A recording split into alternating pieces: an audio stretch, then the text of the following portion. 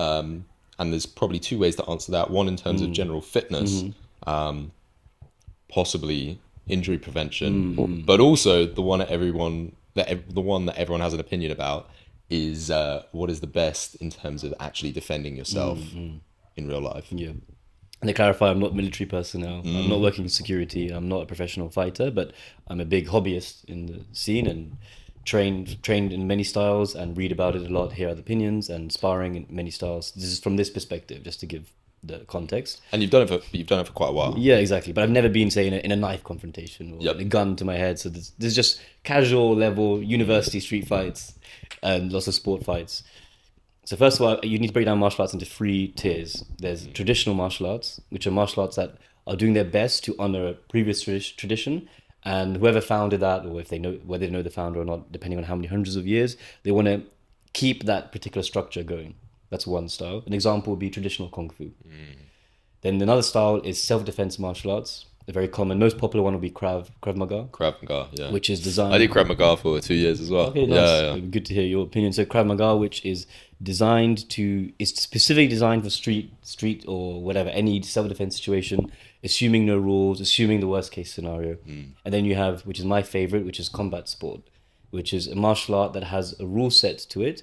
And due to this rule set, it means that you are allowed to go fairly hard on a partner without there being any serious injury. That's a prerequisite for combat sport. There has to be enough rules that we can go hard and resist each other, but then also, depending on the combat sport, few enough, not too many rules that it becomes ridiculous and you can still have a good fight.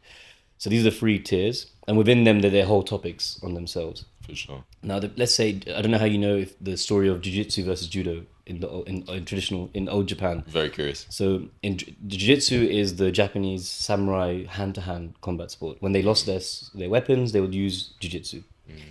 And when the sword was banned, all the traditional Japanese martial sports, which were jitsu, which means techniques, became do, which means the way. So kenjutsu, which is the swordsmanship, became kendo, which is the bamboo, the fencing.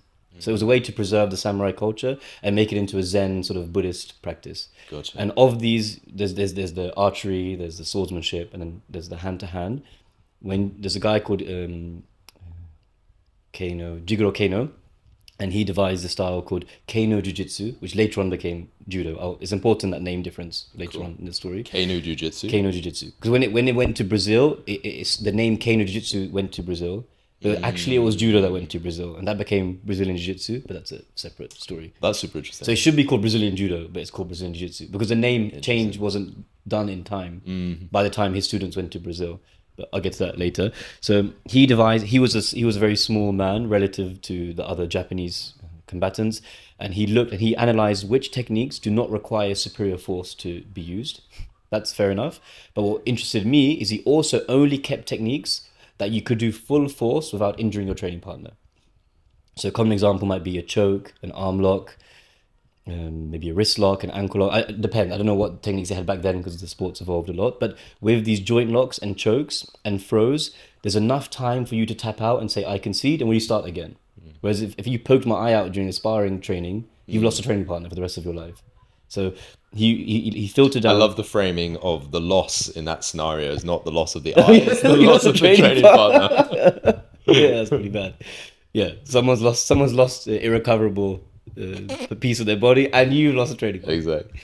But from an efficiency perspective, it wasn't wise. So anyway, because of this, it allowed something in Japanese called randori, which means, I think it means sparring. I don't know the exact translation, but basically it means sparring. So he devised this new form of Kano Jiu-Jitsu or Judo, and then the police of Japan said, we need to pick a martial art for our police force. Let's have a competition. 10 Jiu-Jitsu black belts versus 10 Judo black belts.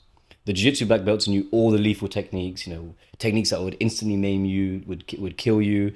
And the Judo guys just knew basic submissions and basic throws and chokes that were fairly safe to use. So who do you think won this tournament, 10 versus 10? I have a feeling that the answer is going to be counterintuitive. So, well, obviously, what would you think logically? Okay, so this is the two different sides are Japanese Jiu-Jitsu, which has very lethal techniques. Judo, which has safe techniques, but due to that, they can do sparring. I would have imagined the lethal techniques. Yeah. I would have imagined lethal techniques won because in my head I'm thinking if if someone got you into a stressful position.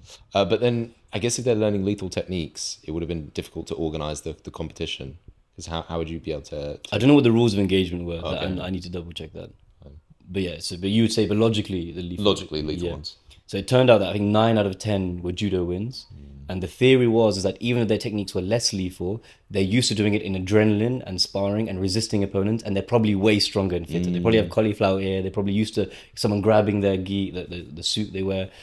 Whereas the traditional jiu-jitsu guys, they were doing self-defense, lethal techniques, so they can never do it against a resisting opponent. They have to do it in patterns or drills, whereas judo will be completely freeform. Someone grab you from any angle, someone trying to throw you, you're resisting it. So when it came to the competition, however this competition was arranged, judo guys they were just on it way quicker. Because they just, even though in theory they had only safe techniques, it turned out they were better able to execute them. And a good example is boxing. Boxing has what? I don't know how many moves it has. It has a jab, a cross, a hook, and an uppercut. Where boxing is one of the highest rated combat sports in the world. And there's 4 moves. But you're so effective at dodging kinetic force coming at you and leashing out kinetic force that you're such a danger to other people if you're a good boxer. Like I would personally put more money on a good boxer than someone who's done traditional martial arts or self-defense martial arts for 20 years. Someone who's boxed for 3 years, I'd put more money on them. What if it was the classic boxing versus jiu-jitsu in a street fight? If I had to put money, I'd put jiu-jitsu, because that's what the data shows. The data so we have UFC, which started, or mixed martial arts, cage fighting. And in the early days, we didn't have it like it is today, where every athlete knows all the styles, or the main styles, which are Muay Thai, boxing, wrestling, and jiu-jitsu, Brazilian jiu-jitsu. So these are considered the former key styles. There are some exceptions. Maybe you could replace wrestling with sambo or judo. But basically, some striking force, a striking style, a takedown style, and a grappling style. You need one of these. You need each of these in your arsenal. But in the olden days, when this started, I think the 80s, people were coming in as purists. So someone comes in from sumo, someone comes in from Muay Thai, someone comes in from karate. And during using this data, they found out that jiu-jitsu was the most effective. Maybe you can argue these were rigged. I don't know. Who knows? There are many conspiracy theories and whatever, maybe this happened, that happened, but generally speaking, it's agreed that jiu-jitsu proved itself as an effective style. Because let's say you did karate or taekwondo for 10 years, you can kick my head off in 5 seconds. You're so flexible, you're so fast. The minute I hug you, as in grip you, you've lost 10 years of your training. You can't. You've trained this kick 100 times. All I have to do is rush up to you and hug you, and you can't do anything. Whereas that's where jiu-jitsu shines. And if you look at a lot of fights, they'll end up clinching or grabbing or going to the floor. It's quite common statistically. That being said, there's always a chance a boxer will knock out this jiu-jitsu guy out. Yeah, for sure. So, although you would imagine in a kind of public scenario, oftentimes maybe like the highest stats of day-to-day fights is in a pub or outside a pub or around bar environments. It's often crowded, lots of objects. So getting the reach for boxing might be difficult. But also, you're already in the hugging distance. You're already in that zone. But I'd say actually in all these 4 styles, boxing, Thai boxing, wrestling, jiu-jitsu are valuable. I think you can't go wrong with any of these. I think statistically the most effective is wrestling now. I think it's taken over jiu-jitsu as the most effective combat sport. So 9 out of, I don't know what the data is now, but it's approximately, this is quite accurate, 90% of UFC champions come from wrestling. They don't come from jiu-jitsu. They don't come from boxing. And they don't come from Thai boxing. So they don't just do wrestling, they do boxing, they do Thai boxing, but the bulk of their martial arts training career was wrestling focused. And then maybe they learned, 6-month jiu-jitsu crash course, whatever, or 2 years they've been training jiu-jitsu. But the foundation of who they are as a combat athlete is wrestling. That tends to have the highest chance of victory. But to me, logically it makes sense. Let's say we have person X and person Y. Person X is the boxer, person Y is jiu-jitsu. X wins if the fight stays standing. Y wins if the fight goes to the ground. Now, who dictates if the fight stays standing or on the ground? Is the better wrestler. So if the boxer has the better wrestler, he can prevent the jiu-jitsu guy from taking him down. And if the jiu-jitsu guy has the better wrestling, he can take down the boxer at will. Yeah. So that's why that's why probably maybe wrestling has such a big. Also, wrestling competition scene is much more intense than the other combat sports competition. Intense, more it's like, as in they're just constantly cutting weight. They're constantly competing year round, especially in American schools. It's called collegiate wrestling. It's very intense. In Europe, we have something called freestyle and Greco wrestling. There's 2 styles. In Greco, you can't grab the legs. In freestyle, you can grab the legs, so you can tackle. Which tends to be more popular in Europe? Do you know? I don't know anything about that. Okay, Yeah. maybe They're varies both pretty. by country as well. I mean, neither is that popular because you wear singlets and you look pathetic, right? yeah, I've always wondered why that. I do not Yeah. do you know anything about the history of that. Or No, I don't know no. why. Maybe from the Olympic Games in Greece. I don't know. Yeah. I don't know why. Maybe. Ages ago, but they look ridiculous. But they're the toughest guys on the planet. So Yeah. But I think because MMA is so popular, there'll be an uplift in wrestling. So let's say I'm an MMA fan. Well, it can be defined I as have a MMA. son. I'll put him into wrestling, right? Gotcha. Is that what you're saying? I was going to say you put them into MMA training because it's fair enough to say that in London, sometimes there are MMA schools Yes, and they're like a blend of different things, yeah. so they can be taught wrestling. Yes. but they don't have to have the get up. That is really common now, where you learn wrestling as part of your MMA curriculum. So when you sign up to an MMA gym, usually you have a timetable and there'll be a jiu-jitsu class, boxing class, wrestling class, Thai boxing, and in that wrestling class you won't have to wear the singlet. It's only if you compete. If you compete in wrestling, you'll need to wear it. But if you're just... And I think in America, they're changing the rules a bit. They're changing the uniform to make it a bit more... appealing. But that's not happening in the Olympics yet. Interesting. But I think MMA is giving them some clout now. They're becoming... If you were a real MMA fan and you heard, oh, this guy's doing wrestling, you're not going to think, oh, he's got a ridiculous uniform. You're going to think this guy's the toughest guy I know. Yep. So it's changing now, I think. But to answer your original question, I would say the best bang for your buck... All these four are good. I'll go for the benefits of all four quickly. For boxing, you're using your very fast hands, quick hands, great reflexes, and usually you're wearing tight clothes, so you're probably not going to be kicking someone, right? So boxing is just very effective. It's very good for self-defense. Also, your distance management, you're going to be in and out. Your footwork is great. Then you have Thai boxing, which adds a few more layers. So Muay Thai is the art of 8 limbs. That's what it translates to, I think. And that's where you can use your elbows, you can use your legs, you can use your knees, and you can clinch. So clinch is when you're hugging someone standing. And that's a bit more realistic because a lot of fights will be in that close range, as And you in that mentioned. clinch as well. Exactly. The downside is that the boxing specialist is so good in his hands that maybe you won't even need to clinch because he's so effective. I mean, we're assuming we're fighting someone who has no training, right? And the pro boxer is just going to knock him out. But if we assume someone's bigger than you, stronger than you, then it's a bit tougher. But anyway, so Muay Thai has a bit more weapons at your use, but because of that, you're deteriorating. It's like jack of all trades versus specialist. You have 8 weapons, with a boxer that just has 2, but he's much better than. But then the Muay Thai can kick you, he can knee you, elbow, clinch, trip you. Then you have wrestling, which, as I said earlier, statistically, probably based on the data, is the most effective combat sport. And if you look at some really good, there's a lot of self-defense channels where they're testing, where they wear armor, they wear gear, and they come with a knife, and there's like something called the self-defense championships on YouTube. Cool. Really recommend the watch. Okay, nice. Where they get all these big YouTube martial arts stars and they make them do different things.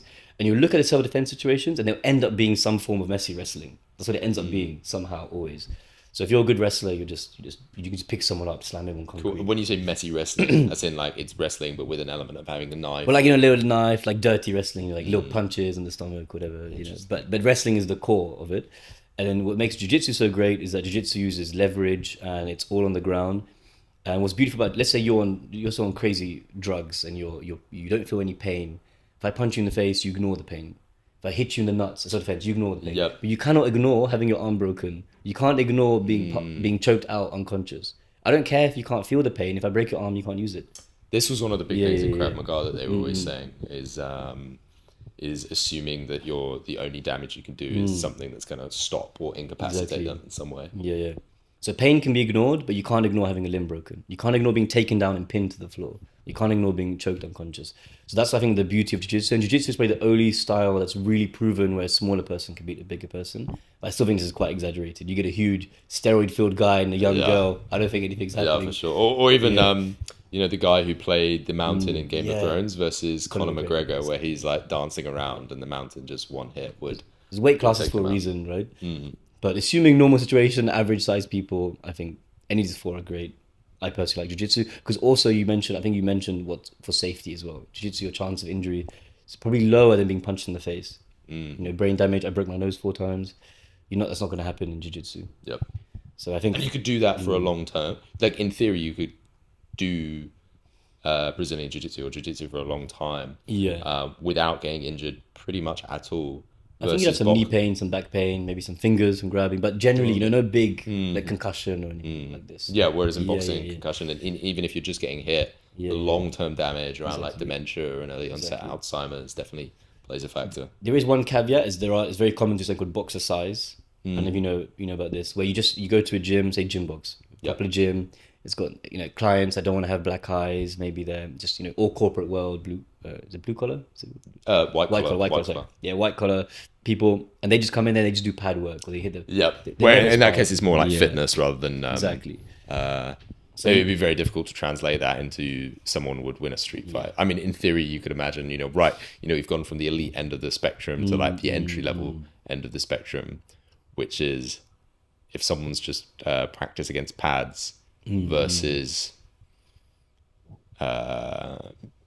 judo or maybe even karate or something. Maybe practicing against pads gives you like some extra edge versus someone who hasn't done anything, but minimal. So yes, I would say that's my answer on the question. That there are other ways to train striking, but generally, like we said, the pad exercise version, same with Thai boxing. But I think jiu-jitsu is probably a bit safer, good bang for your buck. If you're a bit younger, depending on the age, I say wrestling. If it's an older person, I say maybe jiu-jitsu. Nice. Wrestling's a bit intense. From a pure enjoyment factor, which do you enjoy most? I think jiu-jitsu has the most variety. It's constantly changing. I don't know much new boxing, Muay Thai techniques. I've not seen many. Maybe purists who are really big fans of these sports. There's this new strike, this new kick. Whereas jiu-jitsu, there's new submissions, new takedowns, new ways of holding someone. Like what traditionally might have been an inferior position, maybe someone discovered a way to choke someone from that inferior position. And then you add the gi to it makes it a whole another layer. Because there's no gi and gi jiu-jitsu with the suit, without the suit. Yep. And then with the suit, you have all these different lapel, chokes, different grips. So I think jiu-jitsu is the most evolving. What I like about jiu-jitsu is, let's say you tap me out with something, I might go home that night on YouTube and type in counter that move. And next time you do it, I know how to counter it. Whereas boxing, I just need to become stronger, I need to become quicker, I need to become faster. Whereas jiu-jitsu, I can think, I see one video and my whole game's changed tomorrow. Gotcha. I think that's fun. Yeah, you still need to be fit, you still need to be strong, you still need to train. But I think there's a bit more of a cerebral aspect to it. Cerebral aspect. That I like. Nice. I like that.